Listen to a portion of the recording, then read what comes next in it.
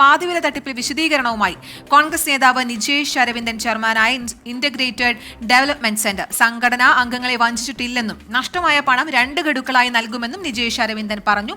രാഹുൽ സുരേഷ് ചേരുന്നുണ്ട് വിശദാംശങ്ങളുമായി കോഴിക്കോട് നിന്ന്. രാഹുൽ, നമ്മളിപ്പോൾ സൂചിപ്പിക്കുകയായിരുന്നു ഇതിൽ രാഷ്ട്രീയ നേതാക്കളുടെ പങ്ക് ഏത് രീതിയിലാണെന്ന്. ഇപ്പോൾ ഈ ഒരു സംഭവത്തിൽപ്പെട്ട് വഞ്ചിതരായവർക്ക് തിരിച്ച് ഗഡുക്കളായി പണം നൽകുമെന്നാണ് ഇപ്പോൾ നിജേഷ് അരവിന്ദ് പറയുന്നത്. എങ്ങനെയായിരിക്കും മറ്റ് നടപടിക്രമങ്ങൾ, അവരുടെ നീക്കങ്ങളൊക്കെ രാഹുൽ?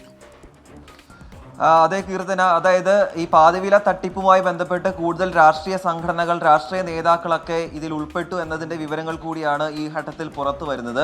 ഈ നിജേഷ് അരവിന്ദൻ ചെയർമാനായ IDCയുമായി ബന്ധപ്പെട്ട ആരോപണം നേരത്തെ തന്നെ പുറത്തു വന്നിരുന്നു. അതായത് ഈ സംഘടന 1,60,00,000 രൂപ ആളുകളിൽ നിന്നും കൈപ്പറ്റി എന്നായിരുന്നു പുറത്തു വന്ന വാർത്ത. അത് സ്ഥിരീകരിച്ചുകൊണ്ടാണ് IDCയുടെ ഒരു വിശദീകരണം ഇപ്പോൾ പുറത്തു വന്നിട്ടുള്ളത്. അതായത് IDC പറയുന്ന വിശദീകരണത്തിൽ പറയുന്നത് IDC എന്ന ആ സംഘടന തന്നെ തട്ടിപ്പിന് ഇരയായിരിക്കുകയാണ് എന്നാണ് പറയുന്നത്.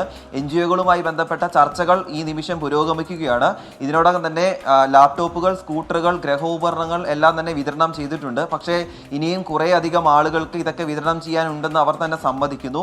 ആ വിതരണം ചെയ്യാനുള്ള ആളുകൾക്കുള്ള പണം, അതായത് ആളുകളിൽ നിന്നും കൈപ്പറ്റിയിരിക്കുന്ന പണം 2 ഗഡുക്കളാക്കി തിരികെ നൽകുമെന്നാണ് പറയുന്നത്.